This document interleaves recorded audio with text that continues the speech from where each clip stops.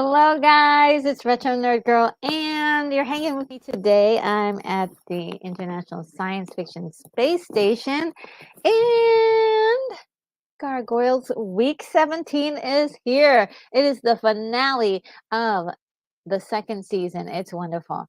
What an incredible set of episodes.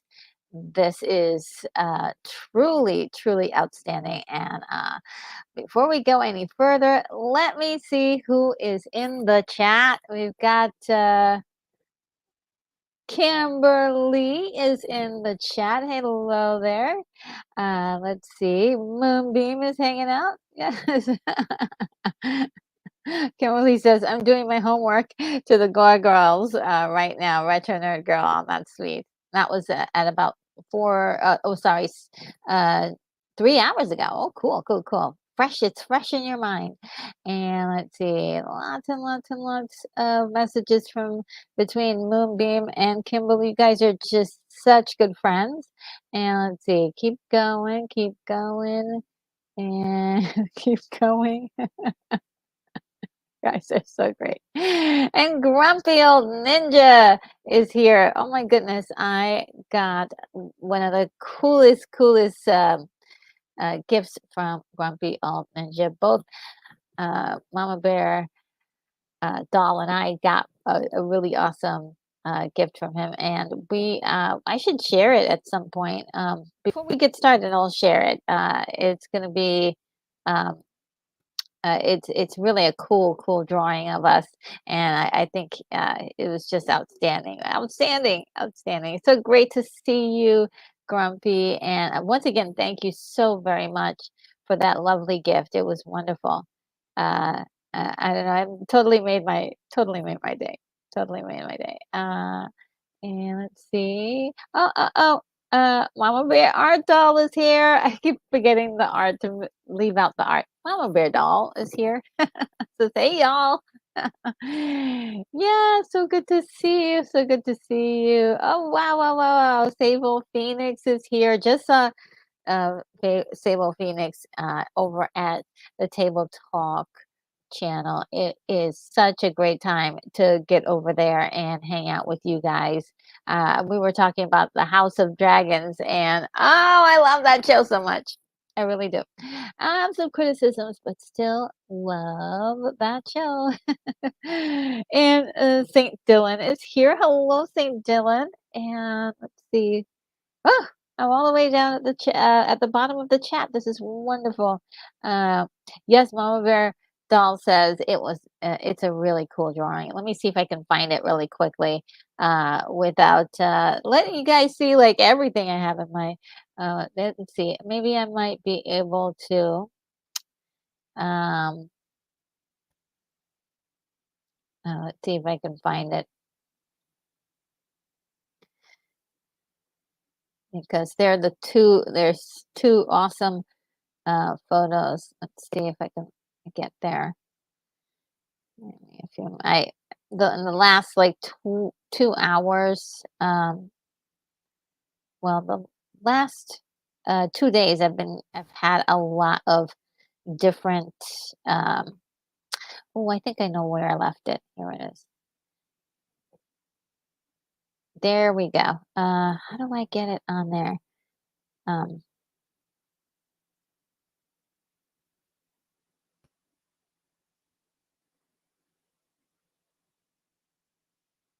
I think I have an idea of how to do it.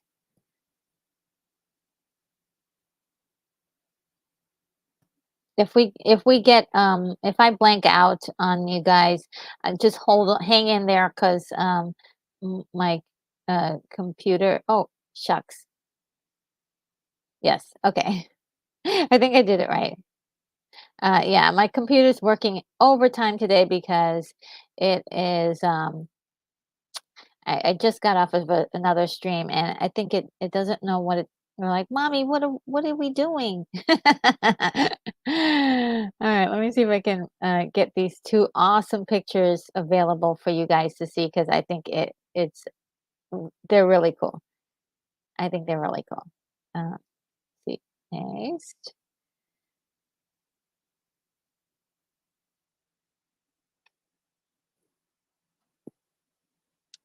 And almost be ready for you guys to see in a moment. It's looking good. It's looking good.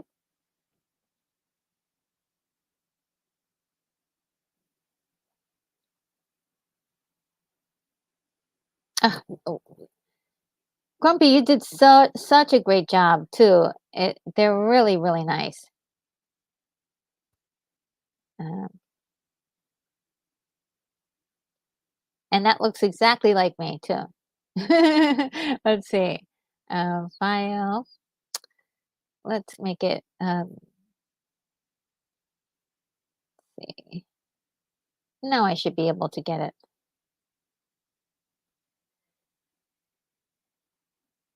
On my computer.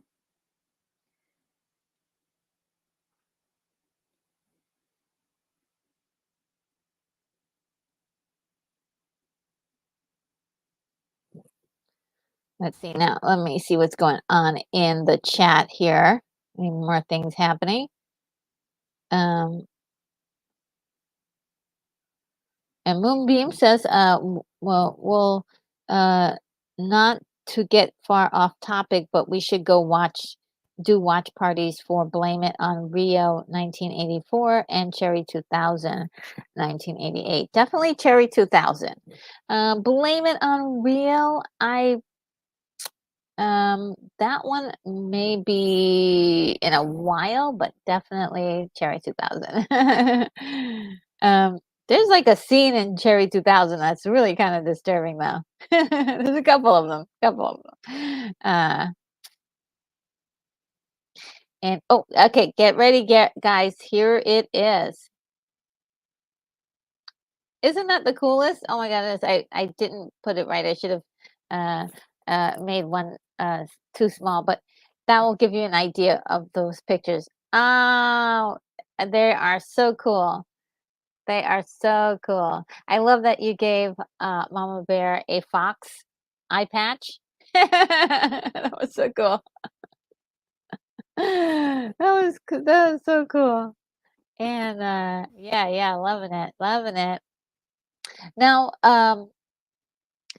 yeah, I think it's just fabulous. Look at that. And you gave me a nice beautiful red lip like I love. So, cannot be and I love the red hair and I love the shine you gave the hair. I love the shine that you gave the hair. It's like there's so many things that I love about this. So many things that I love about this. Uh, so thank you, Grumpy. This was wonderful. I absolutely am gonna be blushing about this, blushing about this for a while now. That is just so cool. And let's see.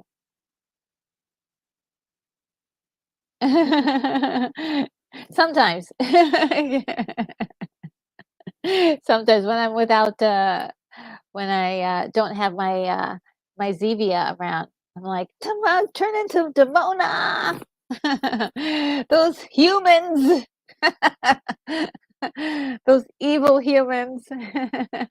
Yeah, Demona is sick though, right? Isn't she in just totally sick? And in these 3 episodes, she proves it.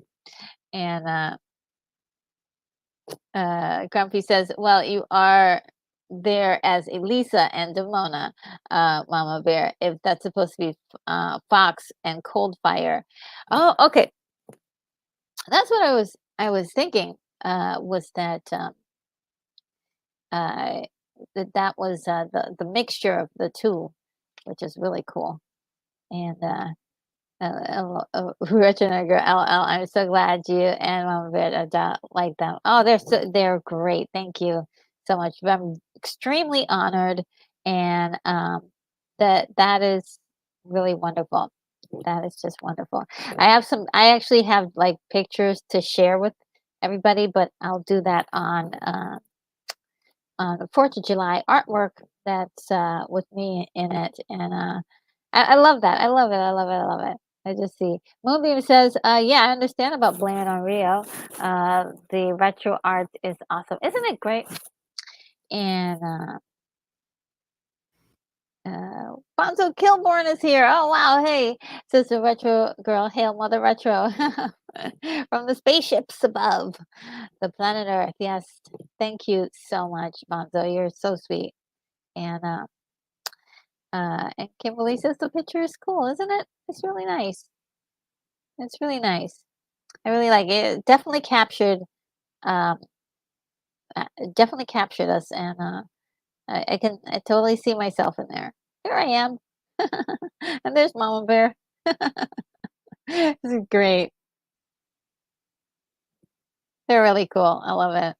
Um, let's see. What else can I do? I think we're all set to start. Is everybody ready? Because this is really great.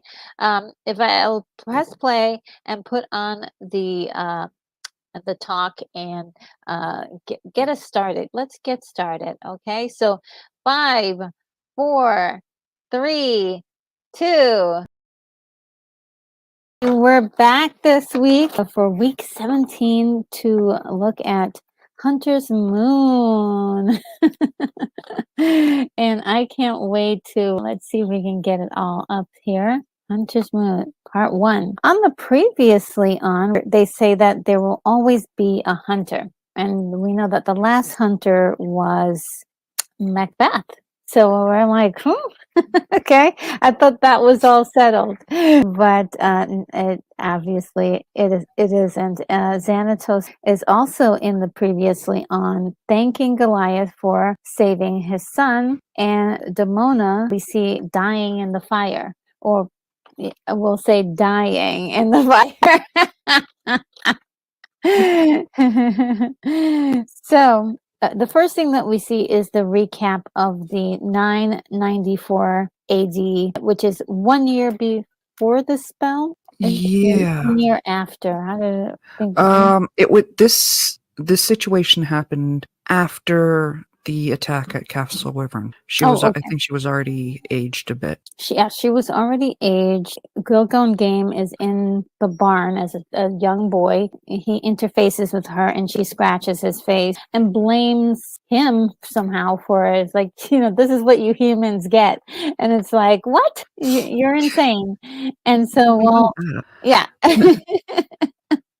And so, of course, he's like, goes to his dad and says, this is what happens. And his dad is like, no pity. He's like, rub some dirt on it. It was just a wee rogue gargoyle looking for some food.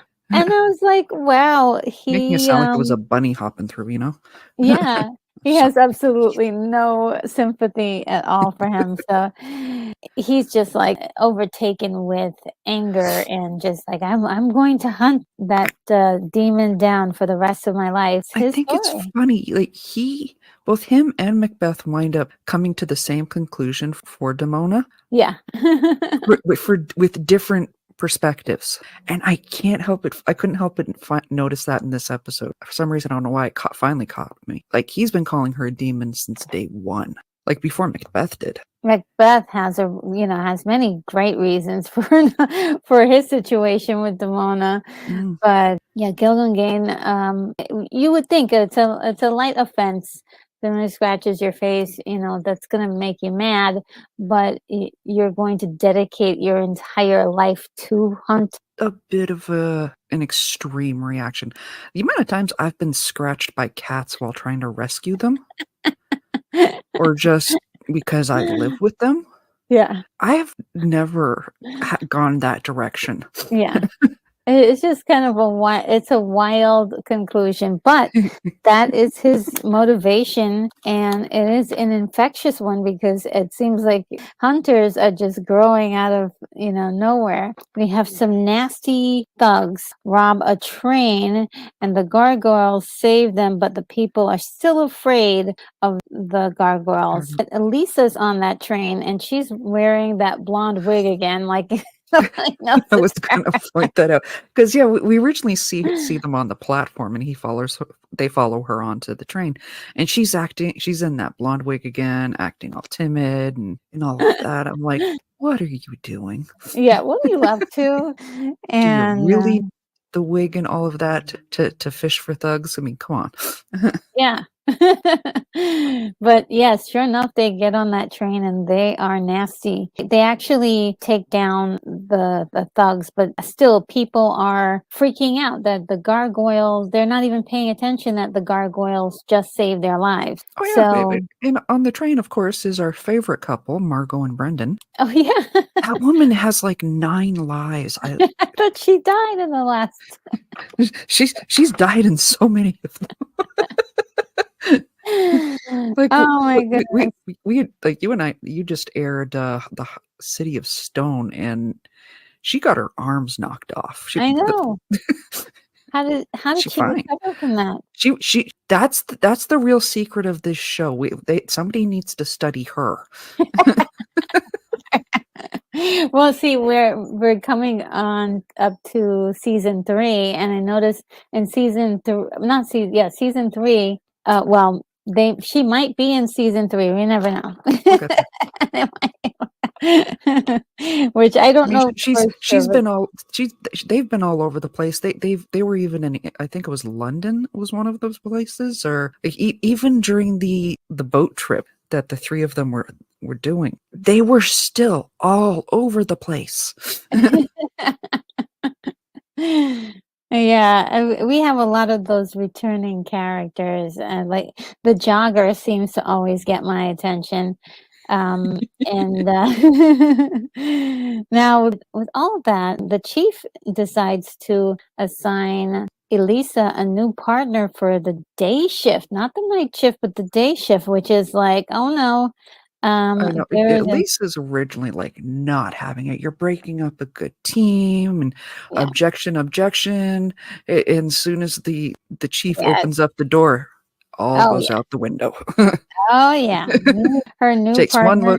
one look at this, tall drink of water, and she's into his deep blue eyes, and she gone her. Well, I would say, okay, this is her new partner, Detective Jason Conover, and she does have a certain type. I mean, look at how big that dude is.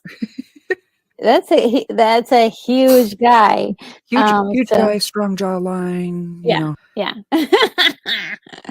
Yeah, she's got a type, and I thought that was a moment of like a little bit of a comedic, the way she just sort of like right in mid sentence, like, "Hi, I'm Elisa." Yeah, you can't do this. This is a mistake.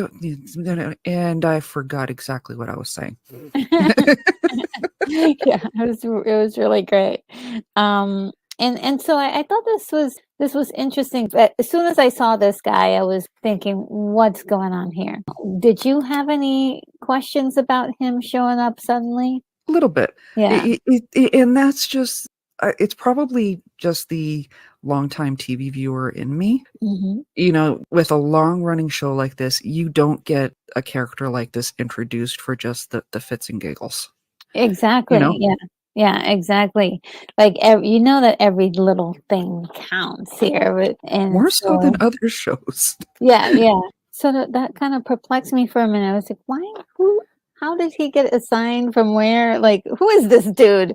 But what I forgot to mention is that just before this scene, we have like a little time with the gargoyle. They all seem to be doing pretty well. Like they're like, okay, well, this is the life. And kind of they're settling into what Manhattan might feel like for them from now on. The next thing is that their first job together is that they catch a group of guys who are stealing something from Xanatos's laboratories, one of his warehouses, and it's for like a cleaning product. And this is a wild shootout that's absolutely insane.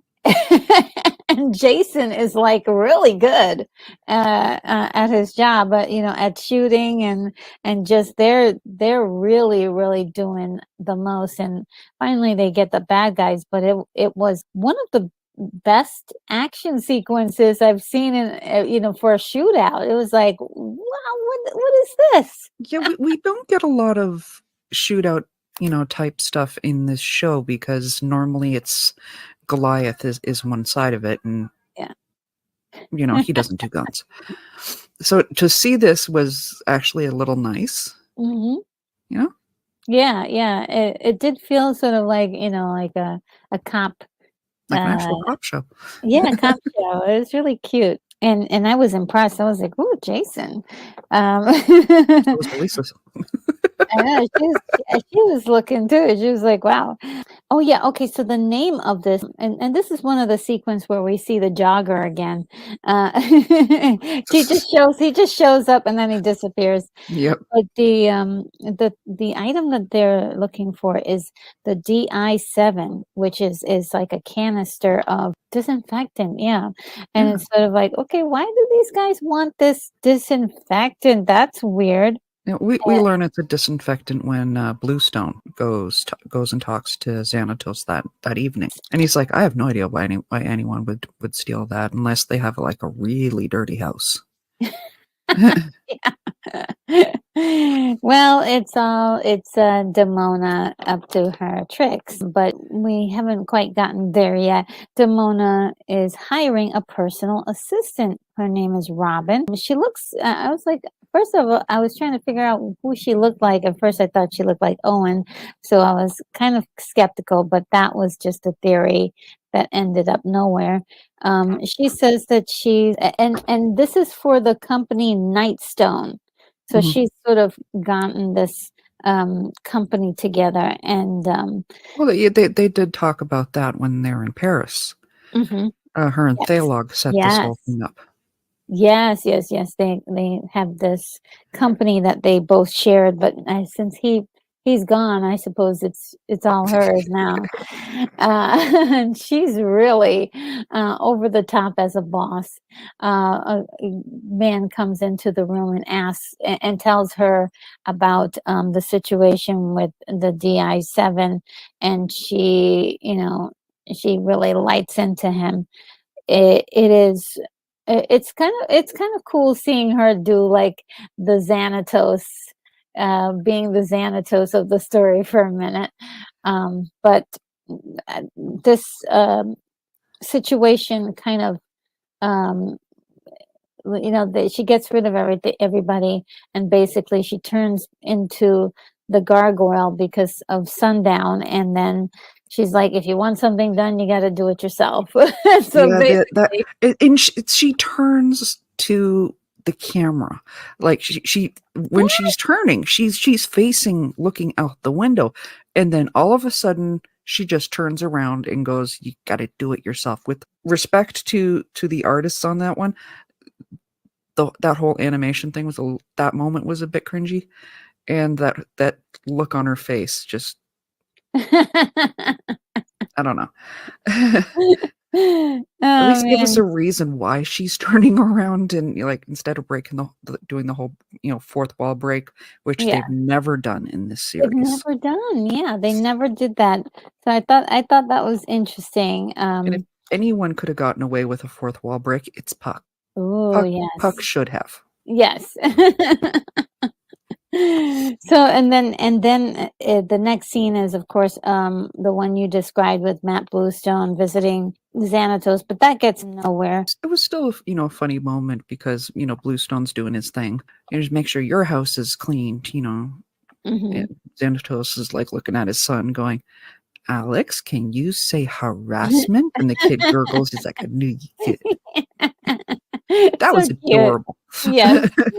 And it was clear at that point because even if you didn't think that he was sincere with any of his stuff before, you're thinking, okay, now he's not involved in this, definitely, but he doesn't seem to care either. And it's his location that's being attacked. Usually with stuff like that, I mean, in the past, he's gone ballistic and it's like, I'm gonna make sure nobody steals from me. Like Yeah, when he'll he's being stolen from, it's usually stealing from himself, he makes a big fuss out of it. yes, yes.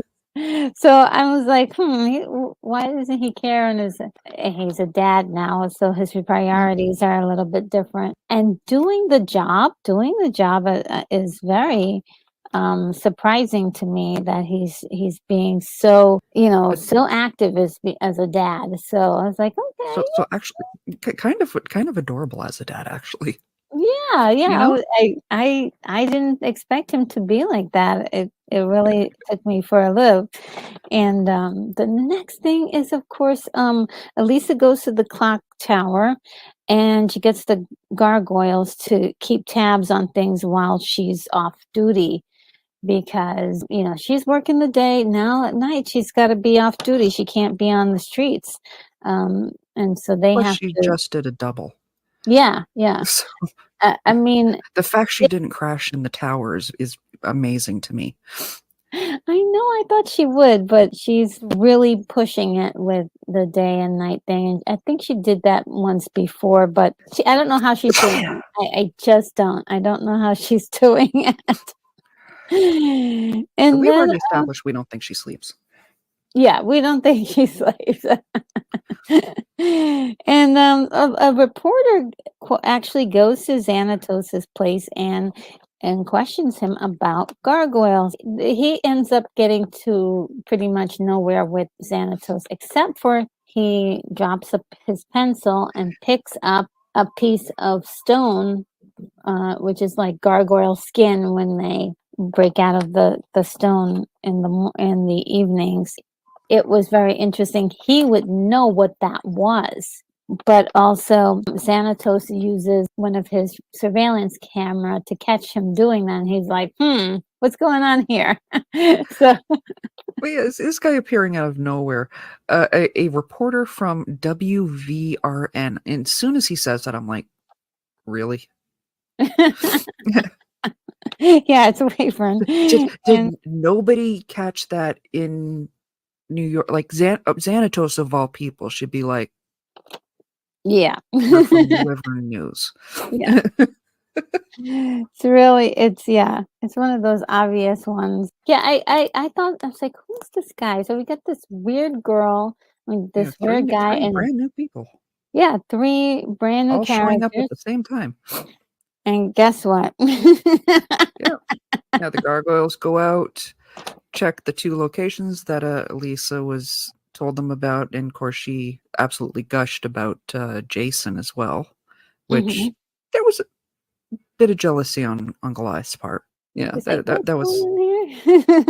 Oh, you seem really taken by this guy. Oh well, he's just my partner, but only for a week. And he's like, I see. He's like, Yeah. So the gang breaks up into 2 teams. And you get the one location. You get Angela, Goliath, Hudson, and that was it. I kept thinking they should have brought Bronx with them, but no, the other team had Bronx. It would have made more sense, you know? Yeah. And for Goliath's team, we get these guys appearing out of nowhere. Oh, yeah. And they're like, oh, it's the demon. She's right there. Thinking Angela is Demona, but it's not. We do know that there is a resemblance. Yeah. Slight, you know.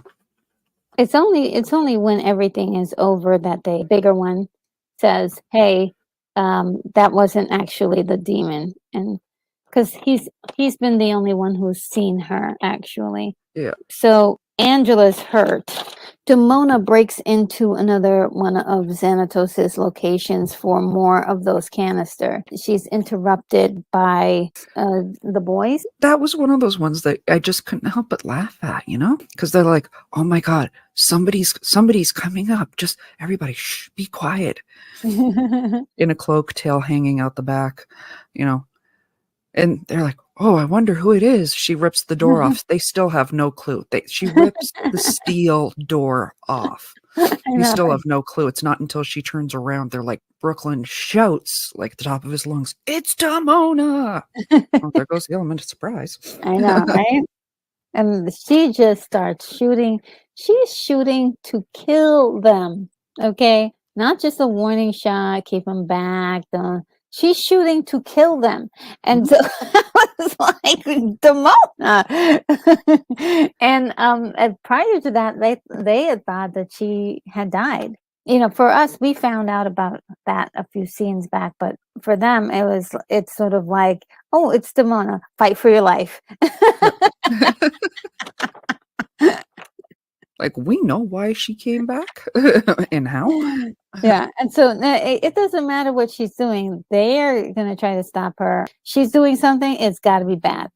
Yeah. So the ambush at the rooftop really goes bad. And one thing I noticed about these episodes is that they're jumping around a lot.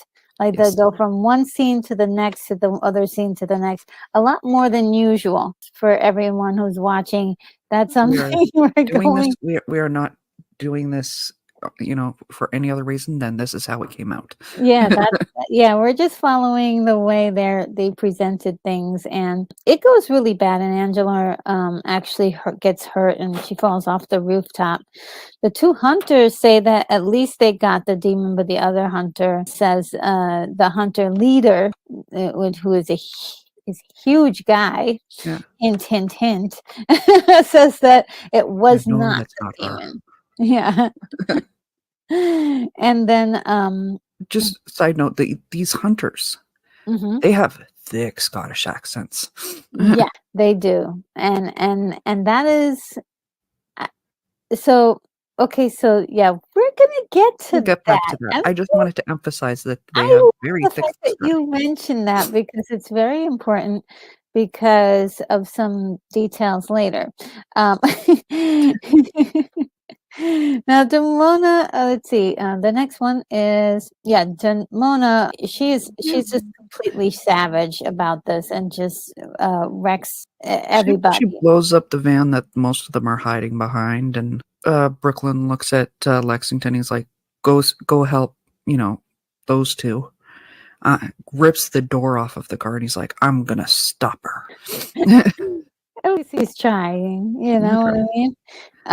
And he's not doing too bad. I mean, compared to the first time he was actually in the first episodes where he was dealing with Demona, Yeah. man, he's improved a lot. But still, she's just got too much Experience. fighting skills. Yeah, experience to deal with him. The whole place, it's a huge mess. It's like the place blows up. In this scuffle, and I've watched it twice, like Mhm. in the past recent, and I'm still not sure exactly who to put the blame on, but in this scuffle, the gun winds up being shot at the flammable canisters. Yeah. I honestly think it wasn't Damona's fault necessarily, but she kind of set things up. She But was holding the gun, he knocked her hand towards the canisters. I think it was kind of a 50-50-ish. yes. Yeah, I agree with that. Absolutely. That's the best way I can. Yeah, it wasn't entirely her fault. The hunters realize that the demon, Demona, is not with the clan and they want to kill them all. But there's actually one of them that's like, well, maybe not all of them, but for sure the bigger one really wants to kill them all, no matter, just exterminate all Oh, gargoyles are gargoyles. evil gargoyles. Yeah. And then the girl is like, she's just going along with it, but the smaller male hunter is like, no, well, I think they're not really that bad. I don't think that maybe we need to kill them all. So they're having moments of trying to figure out, like, these gargoyles within their own group. Like, not everybody is on the same page. Angela's not doing well. Yeah, and to complete the story, yes, Angela is not responding, which makes Goliath really pissed off, and he's like, "I'm going to kill all of them." She's not doing well, and it is hours till dawn. Yeah, so it's very scary if she's gonna even make it. We have both the hunters and Goliath promising to kill the other. Mhm. So it's almost sort of like it feels like a sort of virus, if you will, of it just sort of like one person hate and the hate continues to expand and continues to expand more and more and more. And sometimes you can't help but to relate it to like real life, where like you have certain like sometimes people, just start hating something, and then you just hear more and more of the same stuff And on. this whole thing is because Damona acted petty, and one person and the one kid Yeah, went completely off the crazy end. yeah.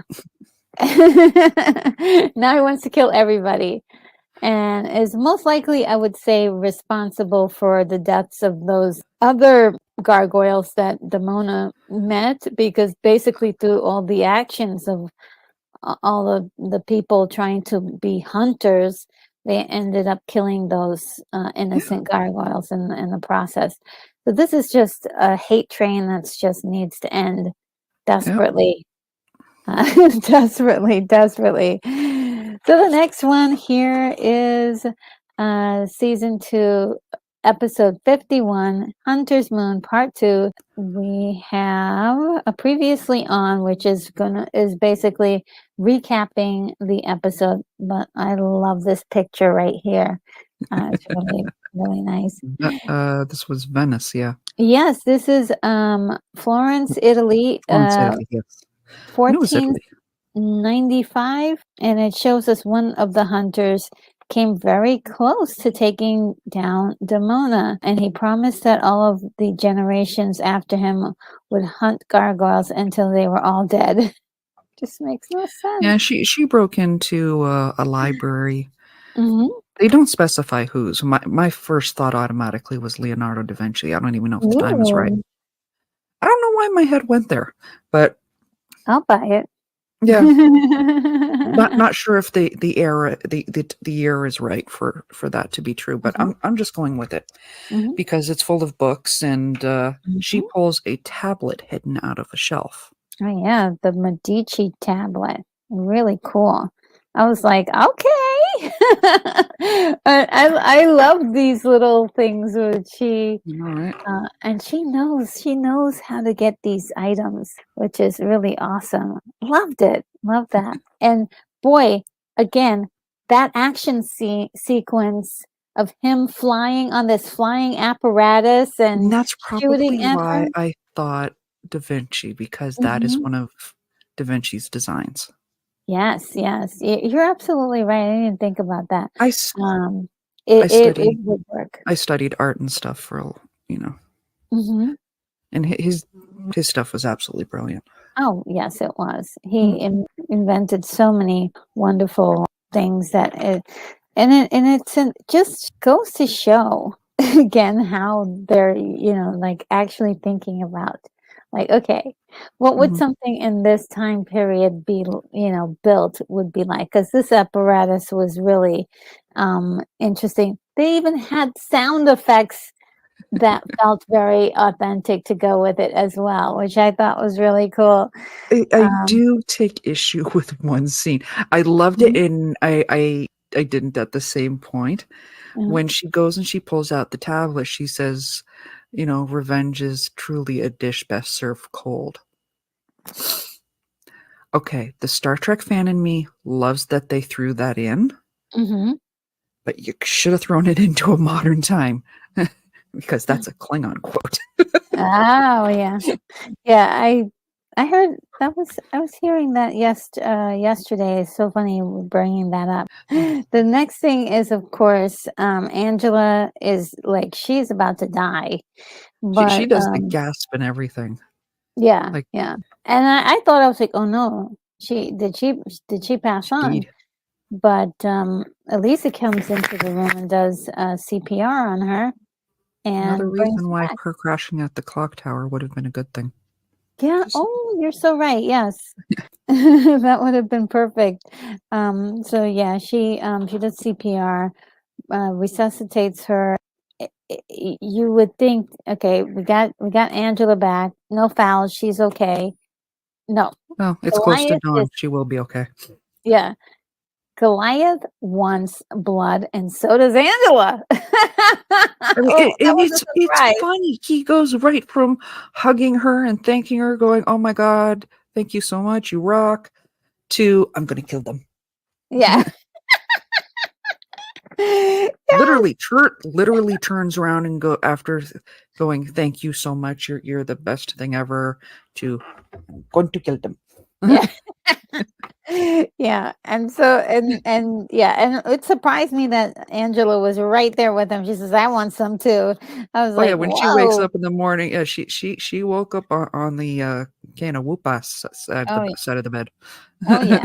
Oh, yeah, she was pissed. Yeah, they almost killed her, and the thing is that they're just blindly going after gargoyles, but they're not really even they don't even it's not even the one that they are looking to hurt. They don't even know that they're fighting against her. They Mhm. like that she's their enemy. So it's just been a hot mess. Nobody's talking to anybody, and this blind hate is just making everyone make bad decisions. No, the reporter, his name is John Carter, and he's Mhm. still asking questions and getting warmer a little bit. He's in front of the building that's actually housing the gargoyles. And I put one of the hunters question mark because I was suspecting that he was one of the hunters at this Well, point. he does appear out of nowhere, and I'm still gonna call like I'm hoping that's an actual TV station in their world, because if not, that is the lamest cover story. you know Yeah. and he shows up like, "John Carter, WVRN, what do you know about gargoyles?" Yeah. Not being who he is, he's great. Gargoyles, no, they don't exist. But aliens, do you know? And again, this is one of those I had to laugh, because he's like, "Do you know the statues at Easter Island was made because of aliens?" And we saw that. Oh, How did yeah, Matt know that? he did kinda give away a little bit. Probably, Lisa telling him that. Well, he have contact with those people as well, those Oh yeah, the archaeologists? yeah, and Maybe stuff. Yeah, maybe they told them. I was actually a little bit disappointed that Matt didn't have a bigger part in right. this whole series, to be honest. And he's kind of that person who, like, I was like, "Oh, this is gonna get juicier, juicier." Yeah, And they just didn't do a whole lot with him ultimately. But they did do a lot with a lot of the other characters. So I won't complain too much, but yeah, I there was wanted a a little lot bit to more fit juice into from him. these 3 episodes. So, as much as I would have loved like a few more minutes of Matt trolling this guy, Oh, call it yeah. what it is, it was Ok entertaining. I'll take it, yeah. And, let's see, the next one is oh! Right. Lisa, they see this guy talking to Matt, and Lisa's like Yeah.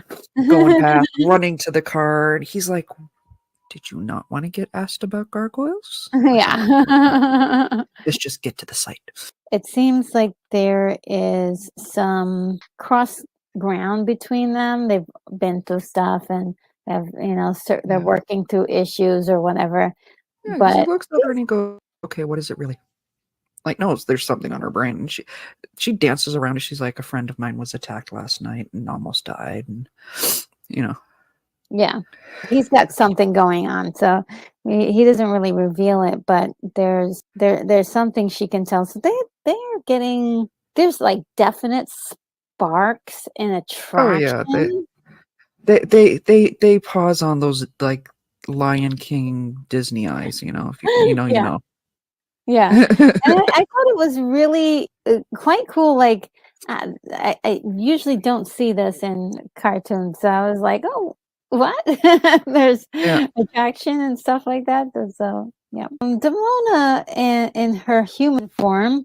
I forgot the name that she carried. Dominique Destine. Dominique, yes, Dominique. She's showing Robin around and having her to meet Dr. Severus, and they seem to be planning something, and they have they're planning to release something, but it looks like it's a virus that they're going to be releasing, and then sell the cure is kind of what it ultimately is. It is a virus, but they say, you know, it could be used as a antigen healthy type virus, I think it was.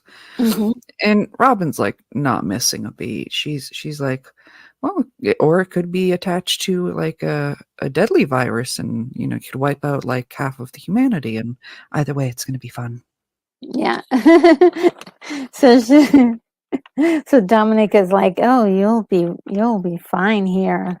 And so Robin, of course, really gave me like, I was like, okay, well, there is a female hunter in the group.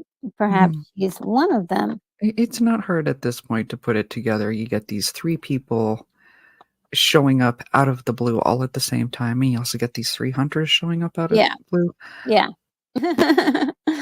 And maybe I wouldn't mind if they had showed up earlier, but I think this works just fine for this 3-part.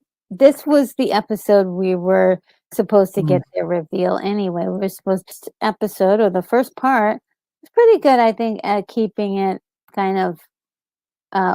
There may have been a moment where you said, "Okay, 3 new characters, 3 hunters," but now it's really obvious, right?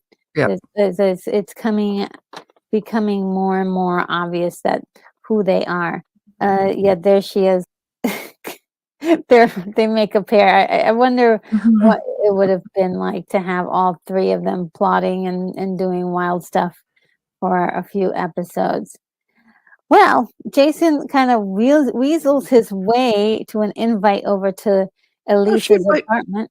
he didn't weasel nothing. She invited him, and when they get upstairs, she's like, "I didn't really want to eat at a restaurant. You know, I hope you don't mind." He's like, "Not at all." Yeah.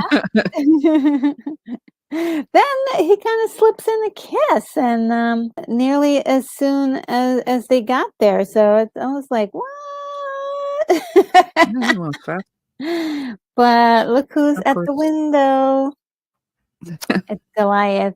He was actually gonna pick Elisa up, but he catches her kissing Jason, and she says to Jason that there's someone else, but it's impossible for them to be together. And you She's did not aware that he's there. no, You yeah, know, she doesn't know. that's she stops Jason. She's telling him all this stuff. Not a clue that her boo is Like, eavesdropping. yes, yes. It's so funny because when they kissed, he saw it and then he dashed away, but then he came back Yeah, over he came back around and be like, the edge of it, like, I couldn't help but start laughing because the way they did it was so cute, and, like, even his eyes looked like puppy dog eyes when he was looking like, "Oh." I felt really bad for him, but also they've been working on something going on between Elisa and Goliath, they've but been dancing around it all season. yeah, and them being not of the same species really is sort of a wild thing for them to even think about putting themselves together as a couple. So yeah, it is. He is hurt. He's hurt by the whole thing, and he flies off. It was really quite sad, but I was like, oh no. I hope he doesn't do anything silly. He's going to do something silly. Yeah. As soon as they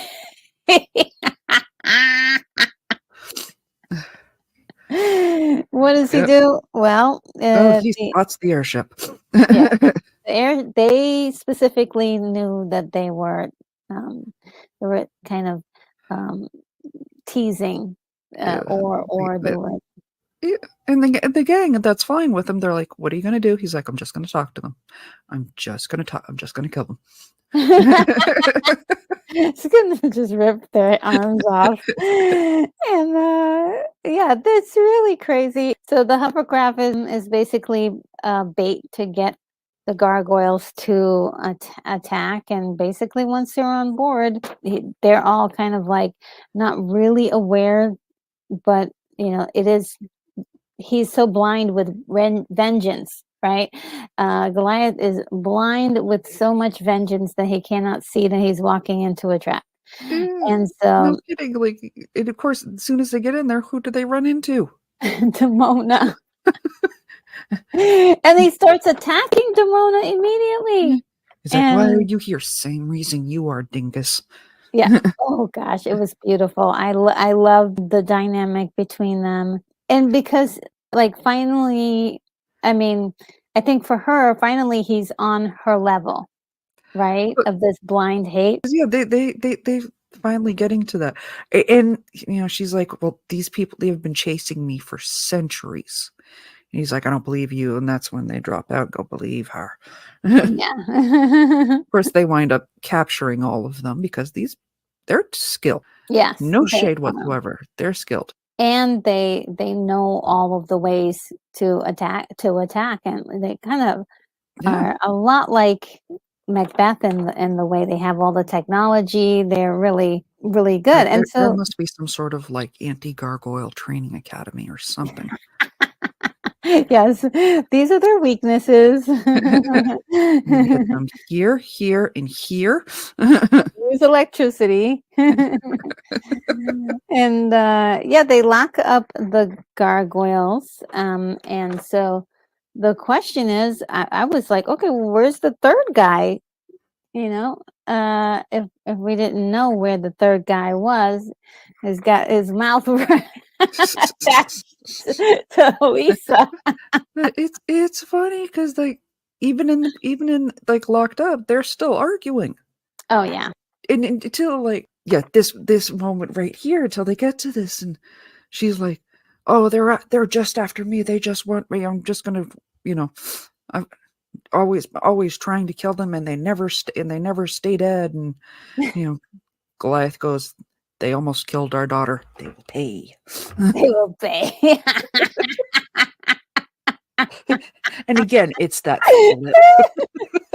Yeah, that was good. And again, she turned as she did. They will pay. And like she almost died the first time trying to get vengeance for Angela. So anybody messes with Angela, that's it. It's nice both of them have that, at least that parental, Exactly. instinct when it comes to the Angela. Yeah, I like that. I like that a lot. And I like this whole conversation that they had here.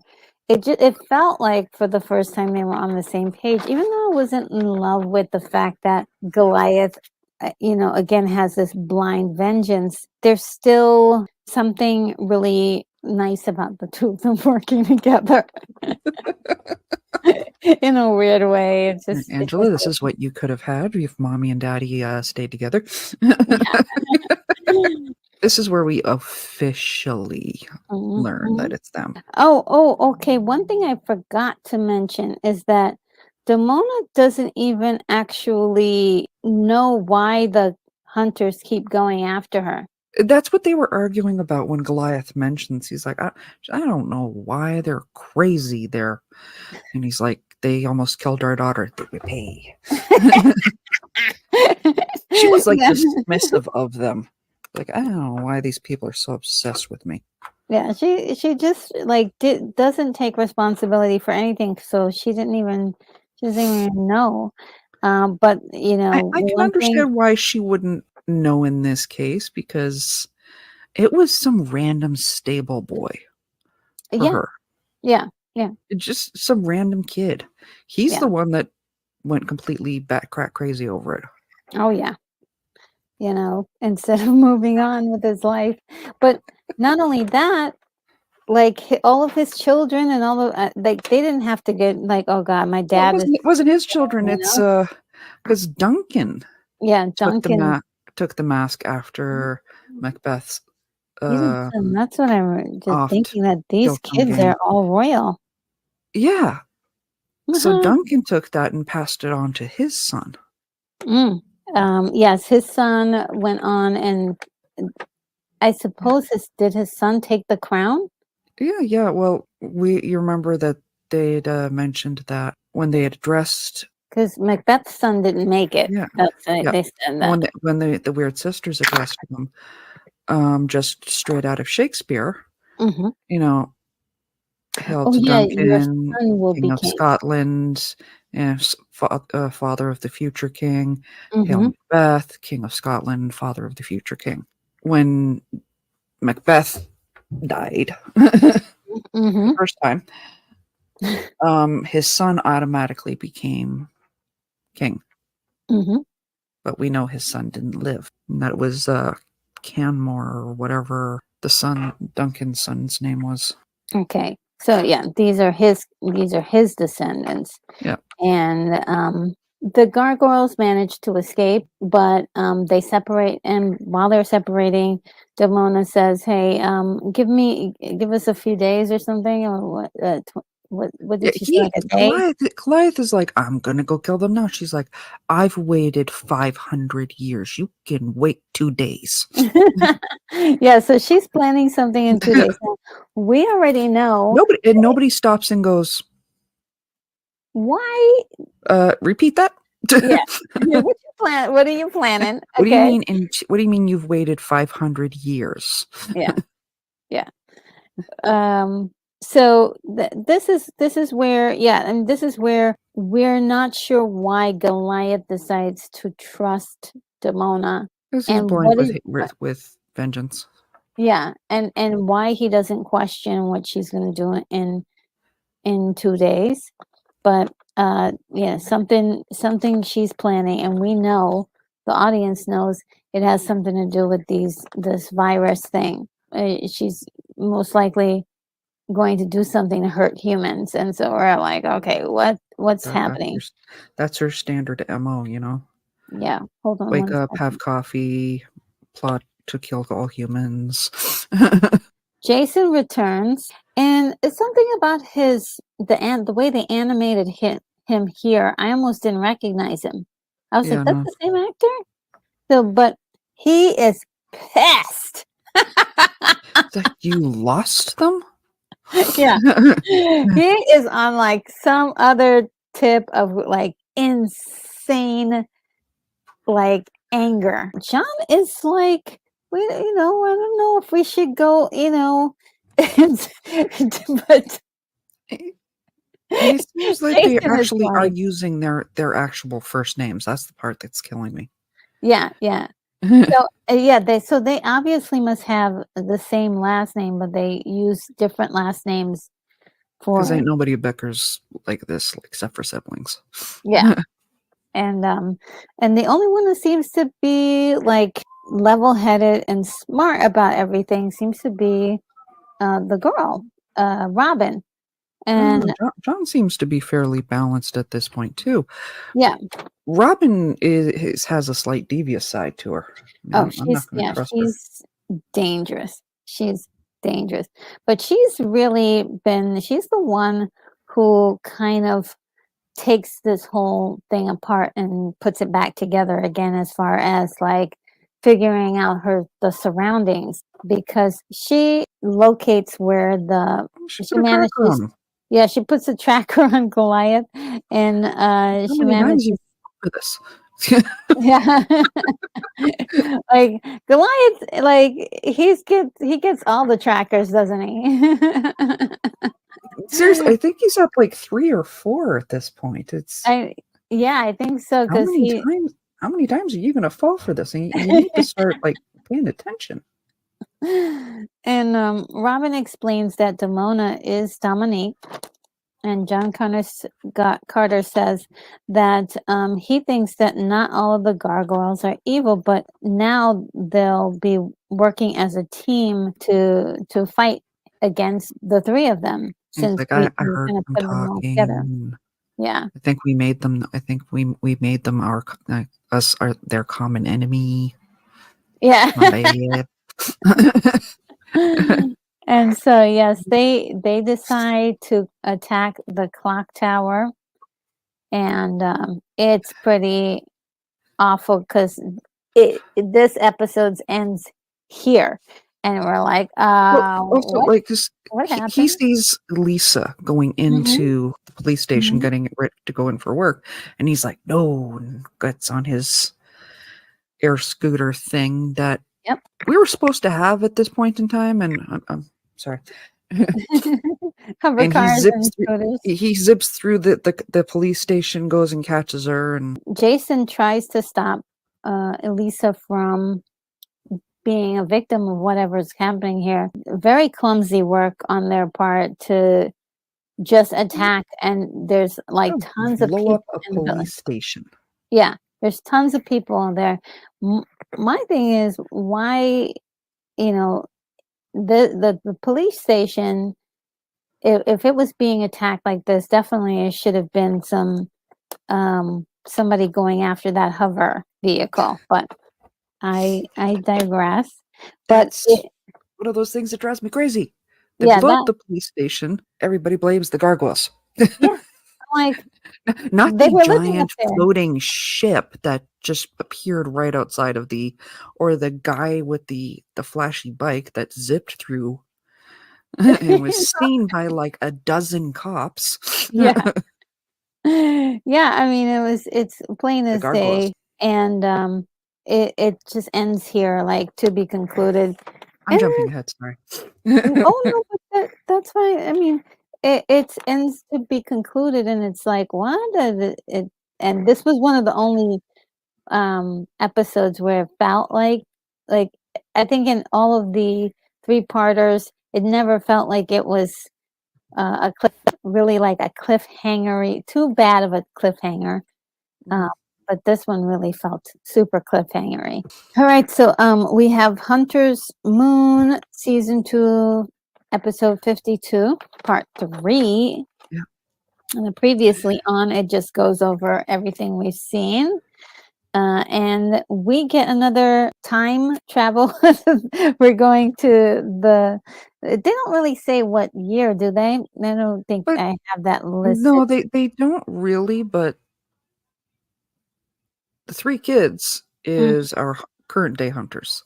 Yeah. So it wasn't, I think actually they do mention that this happened 16 years ago. They mention it later in the episode. Okay. So I guess do your math there. Yeah. And a father is teaching his kids to become hunters, a tradition for the Kenmores. They watch job. their father fall to his death as he is fighting against the Mona. And And it's quite the motivational talk, you know. Your great grandfather died fighting the demon. My father died fighting the demon, but I'm going to make it. I'm going to leave it in your hands Your now. whole family. There's a whole lot of greats that didn't turn out so great. Yeah. It's pretty sad.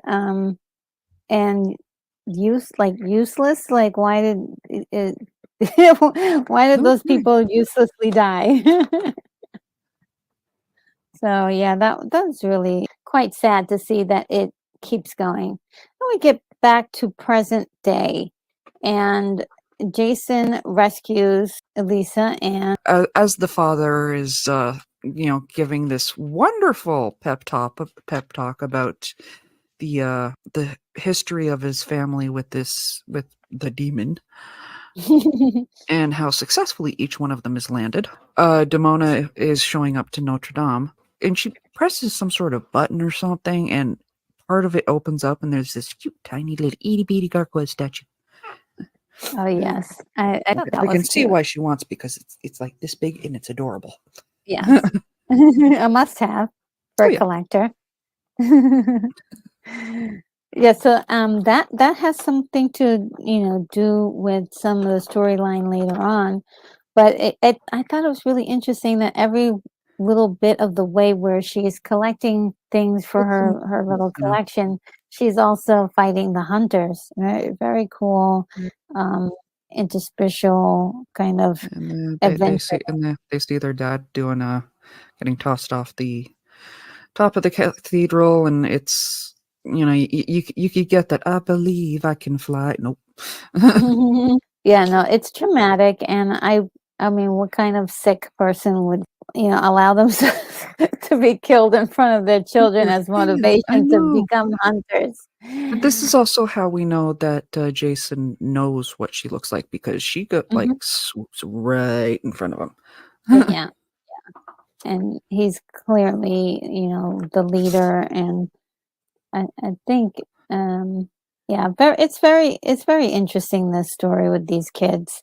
Mm. Um, in present day, though, we have Jason rescues Elisa, and am I certain that he drugs her? Yeah, because as he zips out of the police station with her, he rises up enough so they can see the top of the clock tower, and she's like, "What have you done? What have you done?" Rips his hood off. Jason. And yeah, he pulls a little injecto gun thing. And he's like, "I'll explain it all later." Injects, sleeping serum, whatever, into Oh, her thigh.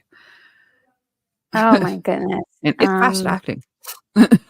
Yeah, we're gonna have to. So it's very interesting. He likes her a lot, enough to save her And then he from, drugs her. Mixed and then he signals. drugs her. Yeah. That what a first date. Yeah. Oh, and tries to blow up, the other guy in the competition. So he's raising a couple red flags here. Oh, just a few, Just a just few. a few. Yeah. A little therapy and some love. Maybe we could fix him. Now, Carter is actually, or John Carter is has the gargoyles in his sights and can destroy them right now. But he does not, because he He's is, eavesdropping. yeah, and he sees that they feel and seem like they are like human. He allows them to escape because he has compassion for them. Yeah, And so he's listening to their family talk, and you know they're all of that. relatable. He's Yeah. touched. The gargoyles escapes, but Robin devises a plan to get the gargoyles and to let the city do most of the work for them. So she has John Carter put out a report that the gargoyles were responsible for And the gargoyles, destruction. yeah, they blew up the cop station. They Yeah. blew up the police station And because reasons. Ignore the floating airship. But I had to chuckle looking at this picture just as you pulled it up, yeah. because we can see our favorite people there. Well, there's the jogger. Yeah, there's Margot and Brendan, and there's the jogger. Oh man, that is so funny. They're everywhere. Yeah. And I wonder if Vinny's there too. Is Vinny there? No, he's not. Maybe. It could be that one on the far. Yeah, far we were left. thinking the same one with the shaggy hair. Just Yeah, it's a shadow. That's why the hair's the wrong color. so cool. I like the regulars. Now Xanatos is also watching and knows that the whole city will be hunting them down, and Mhm. he also knows, like, yeah, they would not blow up their own home. Yeah, both So Hemlock agree upon that. And that when you've got the two most devious people going, yeah, yeah, they wouldn't do that. yeah. It's obvious or something to at least these people, and not the entire city of New York. Well, it just makes you wonder, like, okay, is he going to get involved or not? So I was like, this would be a nice time for Xanatos to get involved, because Yeah, remember you the did say he favor? was going to return the favor. Yeah. I do remember a giant god, like, Hugging the out of your tower. yes. I mean, I Death was by almost going to Huggists. say that he was doing another H word, but He was hugging it. yeah, it was. He literally was trying to hug the tower to death. Yeah. That's got to be one of my favorite levels of attacks. I know, it's so great. Yeah, so Churches need to make hugging into a weapon. I he love it. owes he owes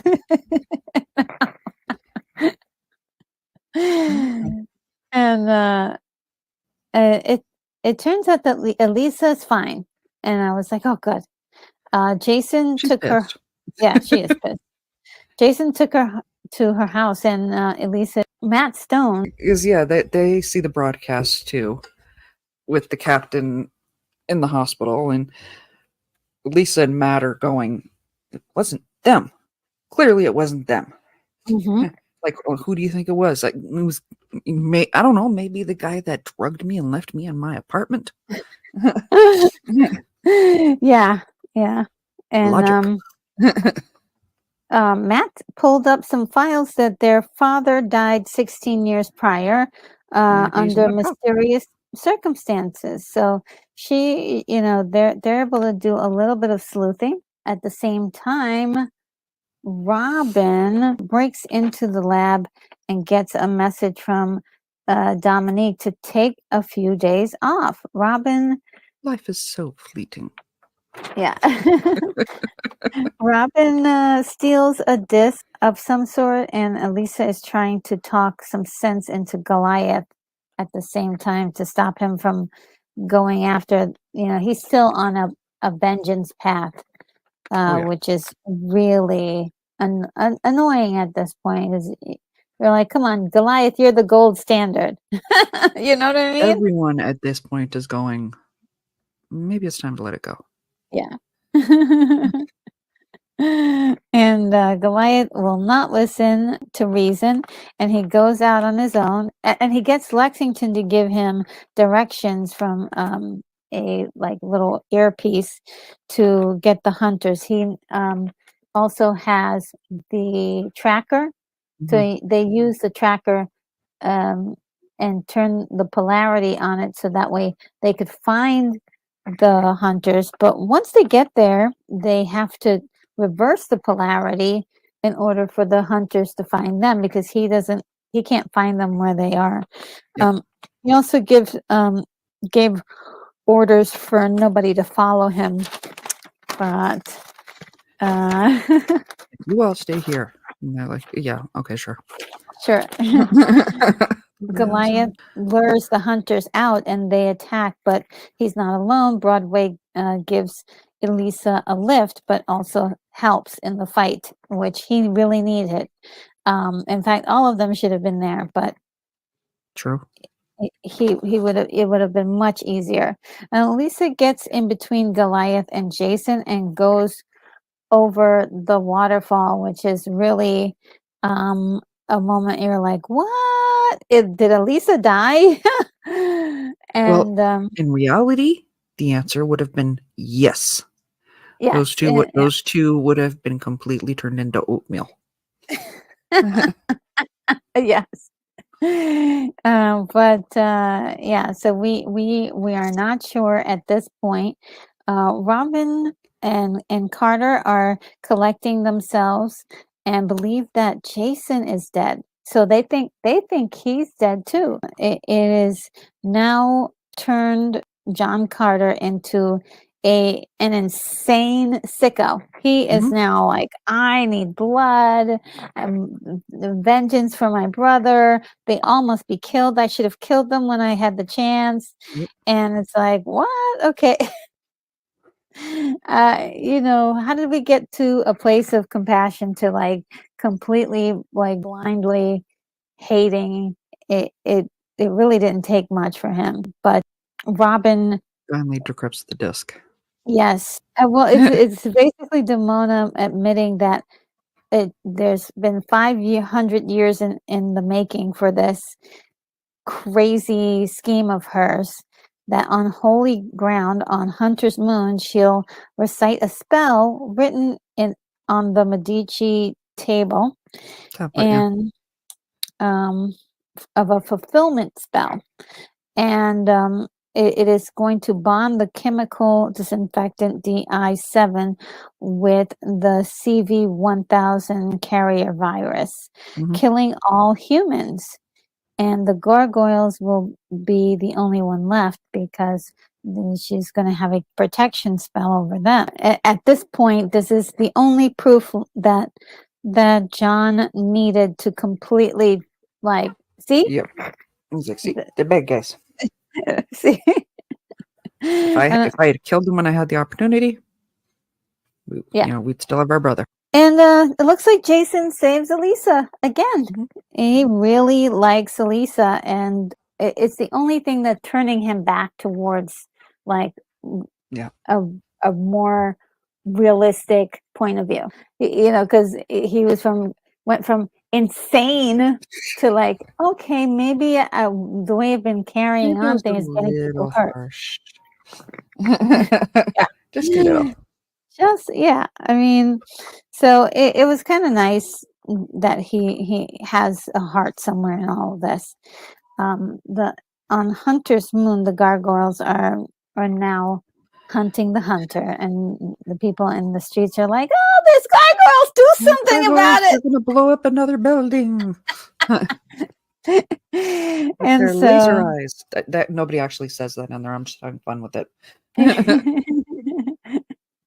yeah, I mean, people are losing their minds, and Yeah. they're being overly frightened when I don't know how many times they've seen the gargoyles save people in New York, and I'm sure there are plenty of Man, how many people times too. have they not go alone? Yeah, and how many people can Ugh. attest to the fact that they've been saved by the gargoyles? Yep. That's also another thing. And so the hunters are hunting Demona, trying to stop her, and all of the coverage in the big fight together are on the are at the cathedral. And let's see if I can get there.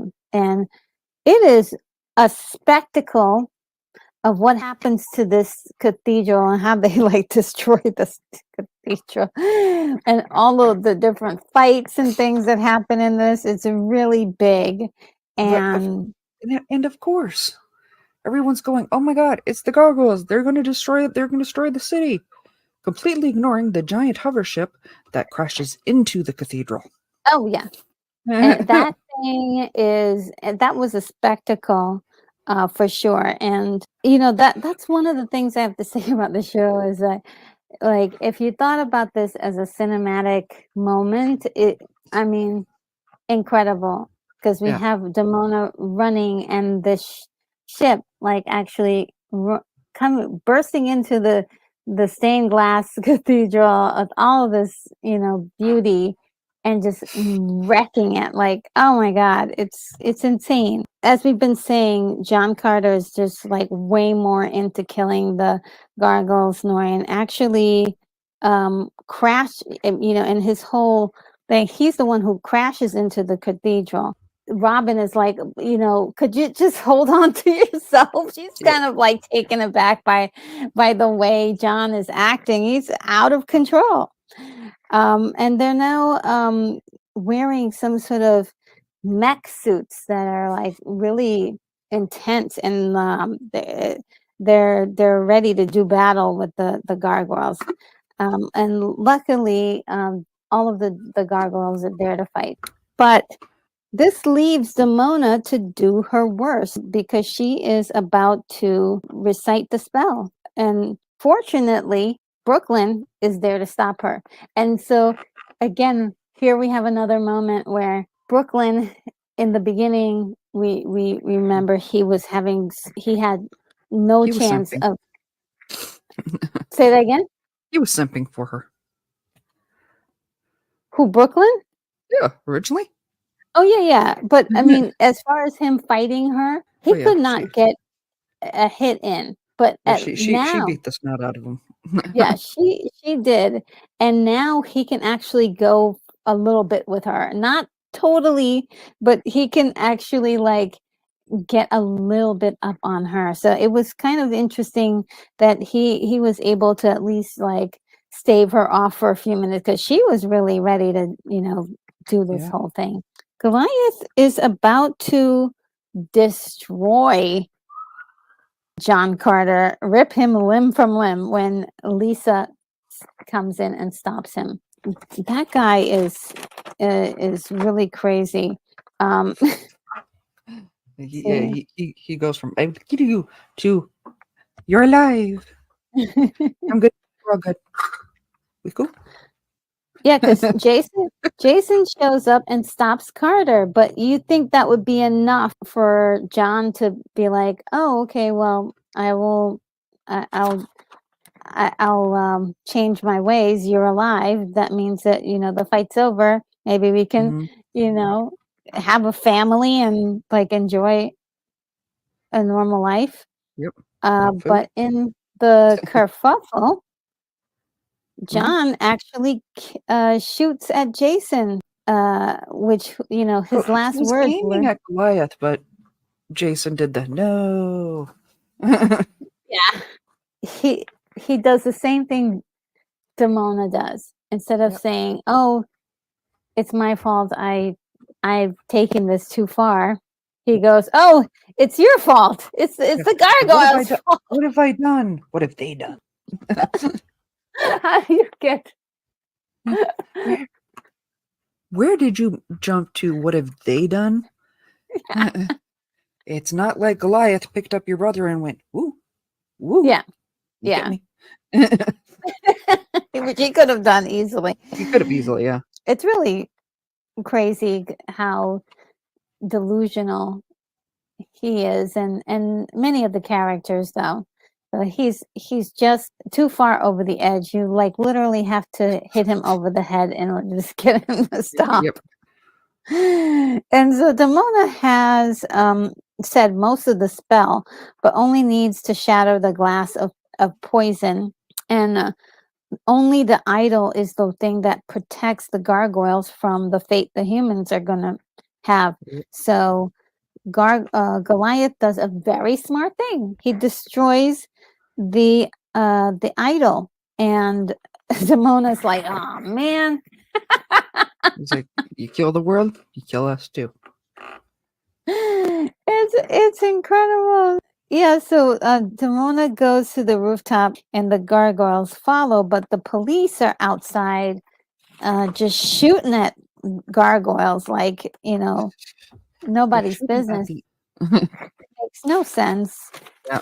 Xanatos is luckily up at the roof, and says that, he's there to do a favor for them and gets them on his helicopter, which is not being shot at but by the police. Well, private citizen and all that like owns 3/4 of the city.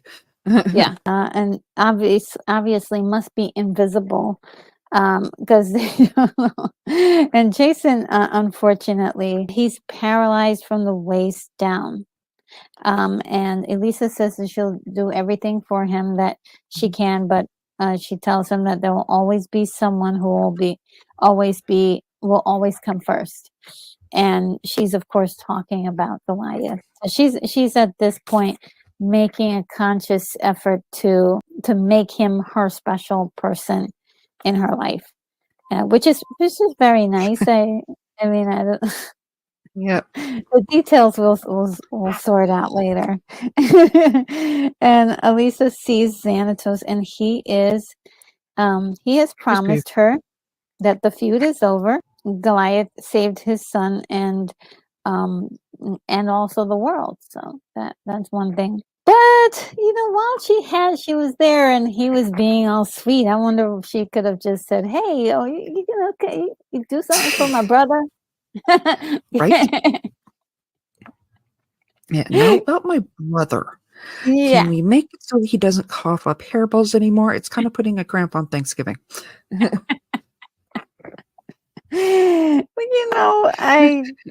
I was like, "Oh," Elisa asked him that question, but she did not. So Yeah. it was very nice because, for sure they are back at Castle Wavern where they got started in the first place. And that really, I think I had like a little tear because I was like, "Yes, they're back at Castle Wavern," and they, Also, the goofy grin that Goliath has when they turn to stone. oh 'Cause yeah, Lisa just kissed him. well, we're about to get to that. She like literally jumps on top of him and gives him this kiss. Yeah. And it starts off with her just saying that she's like, "Oh, you know how I feel about you, and and he says, you know, pretty much the same thing. Yeah, how we And feel. yeah, it's really wild. But and I'm like, whoa, how can you do Parkour. that? Yeah. But it was really nice, and so they're back at Castle Wavern, Yeah. and the story is complete there. According to the showrunner for this season, this was the complete story that he had envisioned, Mhm. and season 3 was done by somebody else. So very interesting. Interesting. It could have ended here, but there's Mhm. more story. So, what are your feelings ultimately after seeing them back at Castle It's about damn Wavern? time. Yes, yes. Literally for them returning to Castle Wyvern and for that kiss. It Oh was yeah, same thing. It's about damn time. yeah, yeah.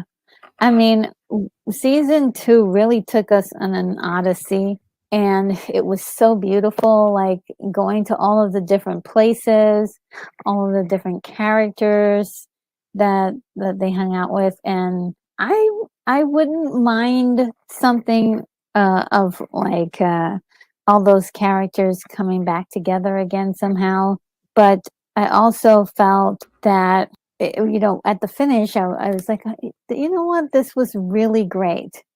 This is Mhm. if we think of all the things that have happened in season 2. I thought season 1 was incredible, but season 2 really, like, did all of the callbacks to season 1, and they didn't let any detail go Alright. touched, and it was just great. And we've got the homework for next week, which is week 18. We got season 3, episode 1, 2, and 3. So that is going to be fun. So, guys, we'll see you then. Take care.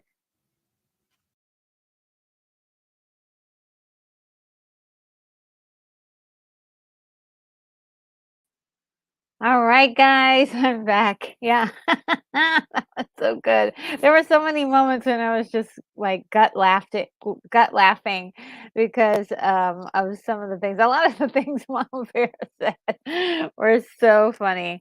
So okay, week 18. I'm gonna put that in the chat so we can have that available to see the homework.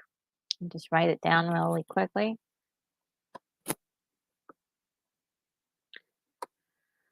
Homework.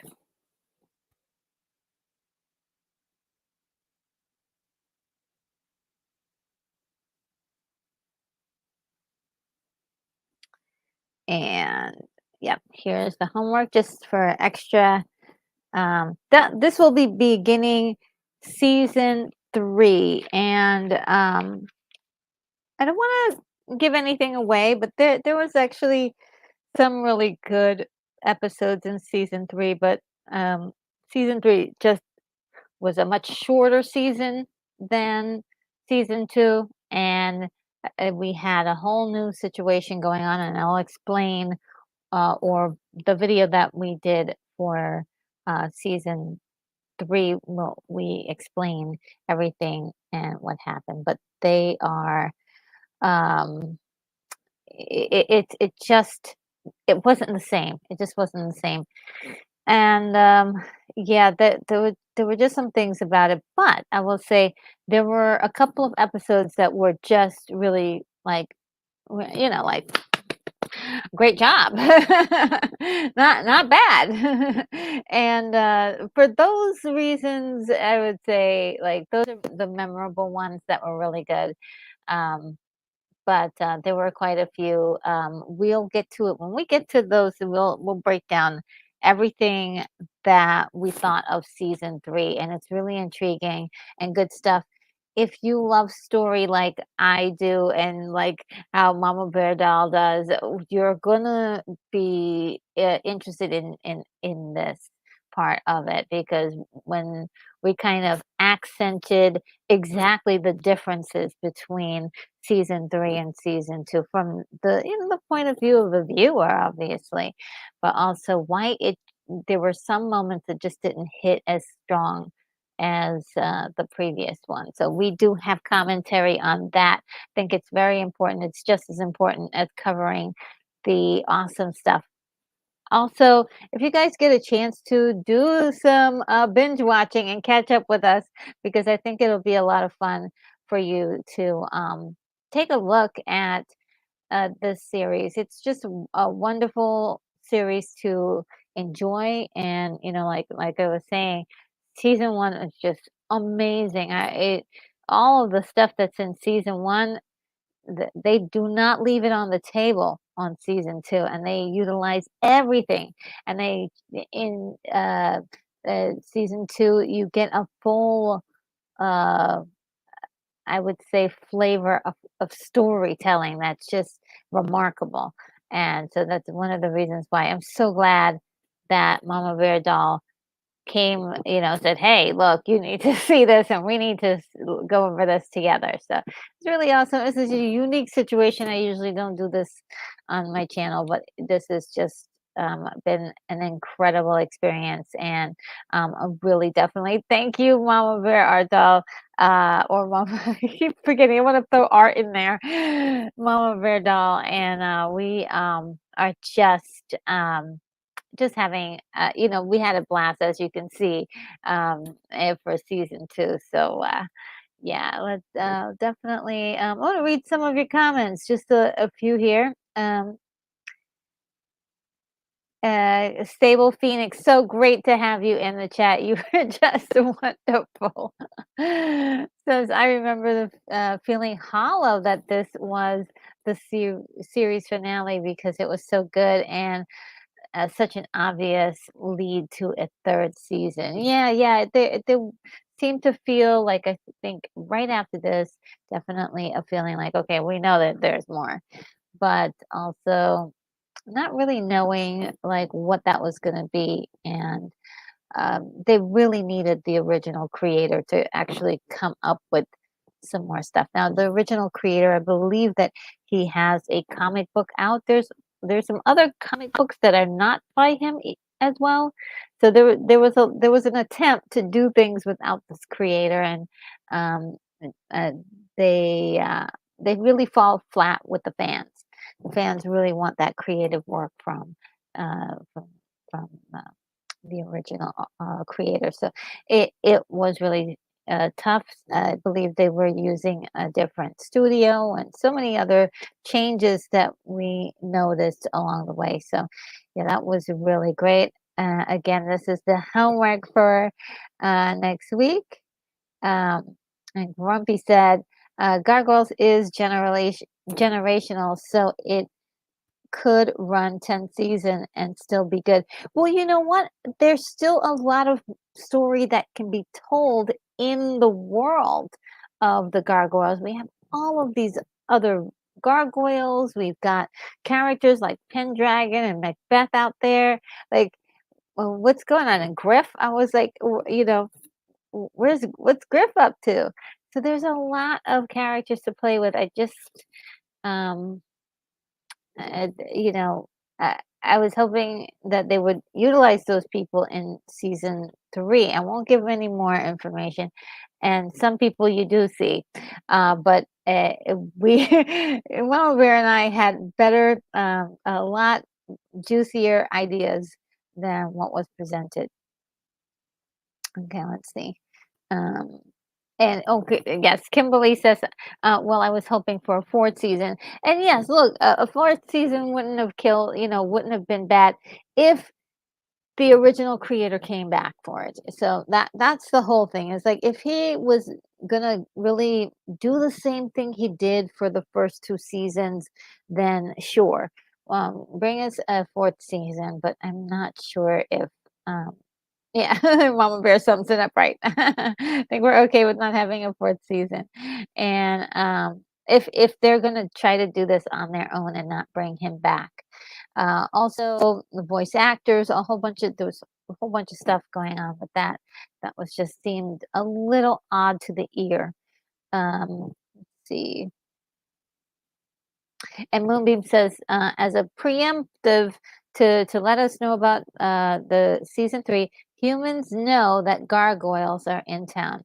So whereas the first 2 seasons we had been dancing around the idea that maybe there was an illusion, or we're just trying to hide out, and maybe some humans saw gargoyles, but it wasn't well known that they were.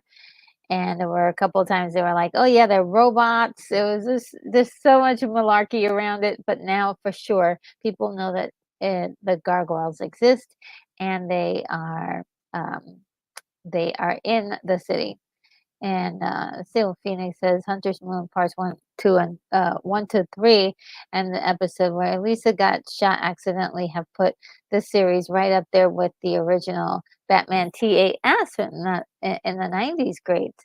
Oh wow. And yeah, there's some really great ones, and also Avalon, that was really great. What a fantastic um couple ones that was. Let me see if I still have.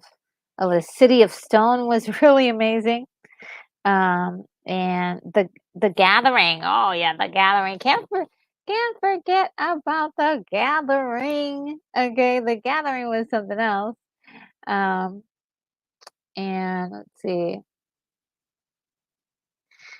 Um, Grumpy says, and after how they rushed through 3 not working from the original creator's vision, it's not hard to imagine not wanting more, um, and yet still wanted, yet still I wanted more, and the comics help with that. Yes, because I went to the comic book store and they had a couple of different ones, and the one that I saw was they had one in the 90s that was released that wasn't connected with the original, and one that's like a recent. It's like very recent. I'm not sure how recent it is, but a newer comic book that was written by the original creator. And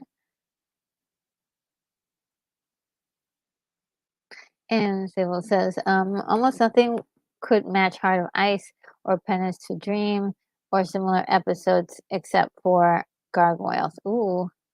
And yeah, the one thing I love about Gargoyles is they don't play to a child audience.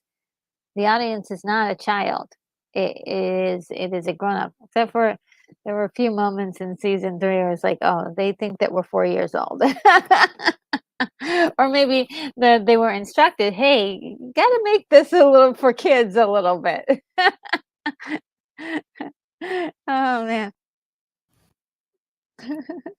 Where says, I need to get my hands on the comics to get some answers. Ooh, yeah. Like I thought I got one the other day from my comic book store, and I found out from that my comic book store is moving. So so de so depressing.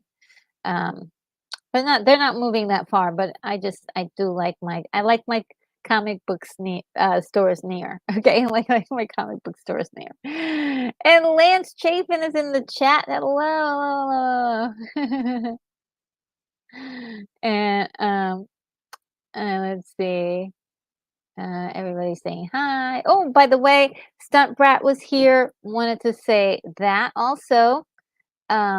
Wanted to thank Doug for his wonderful super chat. Thank you, Doug. And here's a little thank you. I don't want to forget about doing this. Um,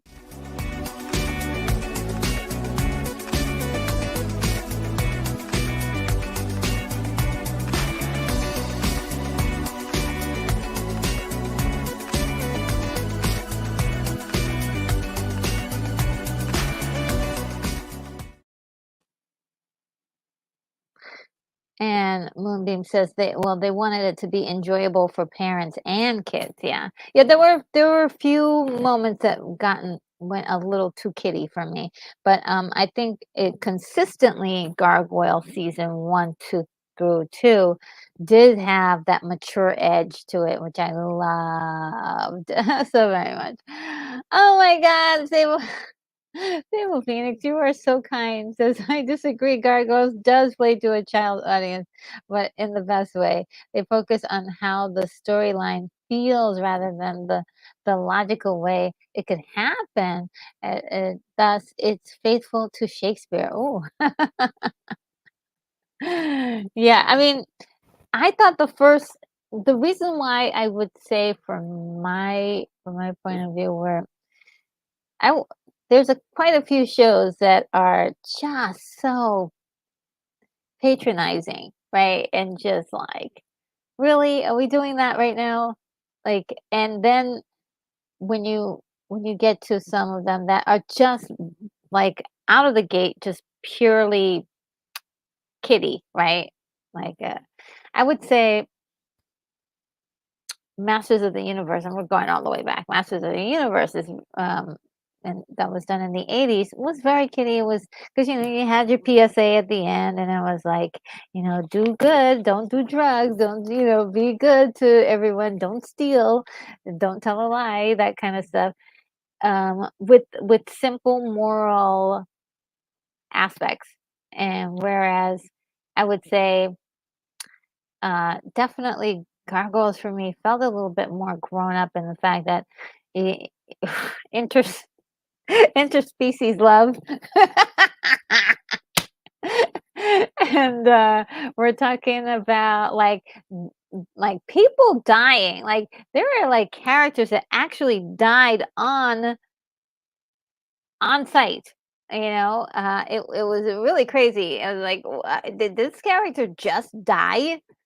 Um, it was really crazy, and the stakes, especially I would say, especially in season 1, I felt like the stakes were maybe a little bit high, but there was still some high stakes in season 2, especially those last 3 episodes. The stakes are really, really high. But man, that's not stuff you usually see. But I got you. Let me give you a sweet thank you from me to you. Let's see if I can find one that's really nice. I tried. Let's do this one. This is like my favorite one.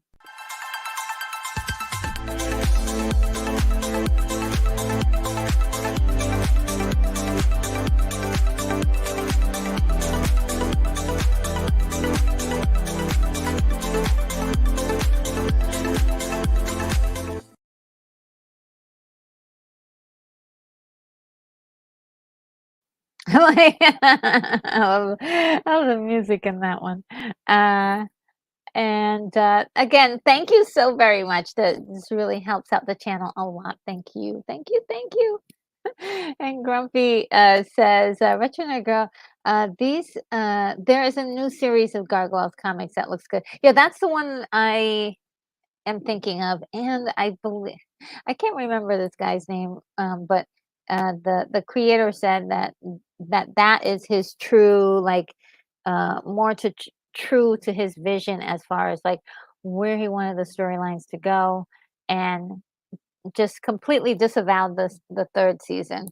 And what I like to us to go into season 3 really doing is looking at the property as sort of an logical find. Like this is something that we found in the wild, and it is sort of a replica of what studio execs and other artists that they kind of um, got to work on this thing, like how they interpreted the show and what they thought that they could duplicate. And sometimes they got things and other things they didn't. And yeah, I love the conversation we had about that in particular.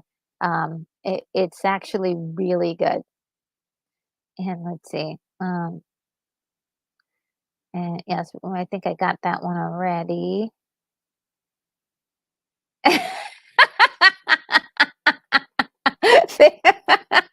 Gargoyle says, I want RNG saying interspecies love as a gift. Ay, ay, ay. And Moonbeam says, yeah, Thundercats had the moral woven into the story and didn't hammer it. Yeah, I mean, and I don't get me wrong, I like those. I like those. But you could definitely feel the edge creeping ever so slowly into like, oh, this is we're talking to somebody who doesn't understand a lot about life versus, yeah, catch up, keep up with us, keep up. The story is moving quickly. Come on, keep up. uh, And let's see, well, Phoenix says, but she's so right. There needs to be consequences, and even and even kids understand death. Yeah, they do. They do understand loss. They understand grief. They understand um, they when things hurt. They understand rejection. So they understand a lot. You've got to give them credit for that. And I think that there are a lot of shows that act like, you know, they don't know, or it just treats them very gently. But they play with them with kid gloves on. So yeah. Sylvie says, kids know that some things can't be taken back. Yes, yes. They know. Yeah. Um, and Gargoyles, Moonbeam Gargoyles is on par with Thundercats. For me, it hits differently.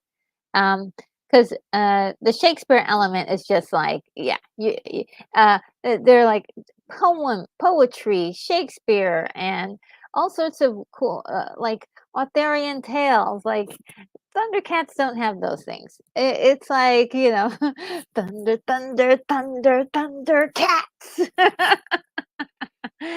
Really great stuff. Mum Ra was like my favorite. I like every episode Mum Ra had to like let loose, and I was like, yes, he's doing it. He's doing that thing. And let's see. Oh, okay. Grumpy says that I believe Dynamite Comics is doing the new comic. Okay. Um, and and Kimberly says she agrees. Oh, yeah, yeah. And I think and Kimberly says, stay in school, say no to drugs. Yeah. And Grumpy says, and all modern shows lost that. That's why overnight shows suck. Yeah. And Sylvia says, RNG, hey, you need to do this with ExoSWAT. Oh, wow. Oh man. Well, I am though trying to get some things done on the back end that I need to do. So I would have to pause anything like that. But uh I wow, that sounds amazing. And Doll says, I do need to bounce an idea off you, Retro. Okay, yep, definitely. Let me know. Oh, a truly outrageous idea. What? Stop it! You're gonna make me scream. I just did. Oh, I love that show so much. But it's so weird because I don't remember a particular episode. I just remember the show as a it's like totally glossed over. It's from like since the 80s. I haven't seen it. And Sable Phoenix says X Squad is like the children's Saturday morning cartoon version of Babylon 5. Oh wow. Ah. And Kofi says Mumra is the first effective and efficient 80s villain. 80s villain. Hordak is second there, but most intimidating. And the Shredder is the coolest. Ooh, yeah, Shredder was the coolest. Yeah, I love Shredder. And William says, my parents taught me about death at an early age. Of course, Dad was a Top Gun instructor. instructor and Navy ordnance man. Oh wow. And Lily says, yes, Retro Nerd Girl, Exo Squad is just as tight as the storytelling. Wah! That's a great cartoon. Oh, wow. Oh, and Danny Staten is here. Oh, my goodness. So good to see you. I hope you're doing well. I really do. Yeah, hope you're doing well. And it says it says you're up late. Yes, yes. On Tuesday nights I do this, and this is really a lot of fun. We have so much fun here. Uh, and uh, and Grumpy is like, is another yes. You guys are Exo Squad is definitely and Gem and the Holograms. Yes, I really want to tear into that movie because they made a lot of they made a lot of mistakes with that movie. It's too countless to even mention right now, but they made a lot of mistakes. And Grumpy says, it's freaking gripping as an adult. Oh wow, the Exo Squad. We'll have to press pause, but look, and then yeah, because I'm trying to do a whole bunch of stuff and I'm overwhelmed. But we're finishing this up. We're finishing this up first. Okay, so guys, I think this is the time in which I need to say goodbye to you guys, even though we're having such a great time, and I could probably stay up for another like 3 hours. I'll be a hot mess tomorrow. So everybody, all I can say, oh, well, before I go, maybe I should just let you guys know what's coming up this week because there's a lot. There is a lot. Let's see. There's a lot. Okay, so look out for something tomorrow. Or tomorrow Thursday, I might be posting a video live. Not a video live, but a video on the channel. So look out in your subscriber box to see if there's a new video. So look out for something, brand new review that members have seen, but maybe you haven't. So let's see. Thursday is going to be the 4th of July. So I really wish you guys all a very happy 4th of July. If you have some time that you want to like chill out, you can come on and hang out over here. I'm going to be opening up some of the stuff in the mailbox. And just there may be some other things that I might be opening, some toys maybe that I have that I'll be using for my project. Because I need to start like getting really more physical about my projects that are coming up. So I'll be doing that, and maybe we might be looking at some more artwork for Retro Nerd Girl artwork that I have.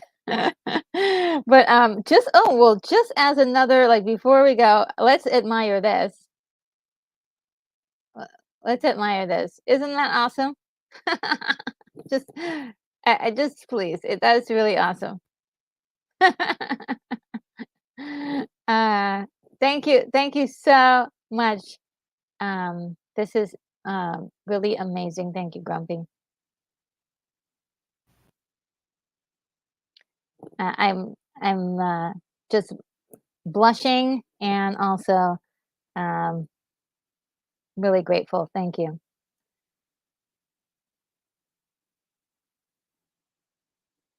What's happening? You guys in the chat?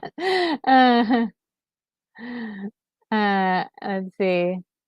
And Sable says, "Thanks for being such an enthusiastic nerd girl." Oh, thank you. I love doing this. I wish I could do it more often and hang out with you guys and stuff and talk about movies. I want to just, I want to just chill out and hang out with you guys. And Grumpy says, "No, Retro Hero, don't go to the abyss of the gem movie. It'll make you feel really very bad. That's not a thing that can be acknowledged as having existed." Oh yeah. Well, I think what the thing I was really thinking about doing with it, and it's not so much like being upset at it, but even though I am a little, but also like kind of what we did with Doug for quite a few of the movies. Like, hey, what could have been done to save this movie, or what would have been the dream project that we would have always all wanted to see? Because I think that that has merit to look at something and see, okay, what went wrong, but also how do you make it right? Instead of just like this is wrong and this is wrong and this is wrong, this is wrong. Like actually like solutions. That's where I kind of have my ideas set on. And not a not a complain fest. Something more fun. Movie says tomorrow's my dad's birthday. Every time anyone says synergy, I think of Jem's computer. Time to dance. Ciao for now. Thank you. Yes. Yes. Gems is fantastic. The actual show and Mama Bear Doll says, her and I have shared our opinions about the movie that shouldn't have been made. Yes. Yes. Oh my goodness. And Grumpy says, I am happy you two inspired me to draw those. It's my thank you for covering gargoyles in such an awesome way. Oh, you are so, I mean, stop it. I'm gonna start. The leaking. My eyes are gonna start leaking. Oh, why are your eyes leaking? Wow. And I'm here for the show. I hate that the movie in many movie in ways I don't know how to describe it because I am involved in that show when I was a kid, as much as Transformers, G.I. Joe. Oh yeah, yeah, they were great shows. Great shows. Very great shows. Okay, yes, and I did I have something else I wanted to. Okay, so I do have. I mentioned the chill. This Saturday, watch party, Fire and Ice, Frank Frazetta's influence all over this film. Ralph Bakshi directed. I want to watch that with you guys. And yeah, I think that's going to close out the week announcements. And now I think it's time to dance, as Moonbeam says. And I will see you in the next one. Take care, guys. Do the homework.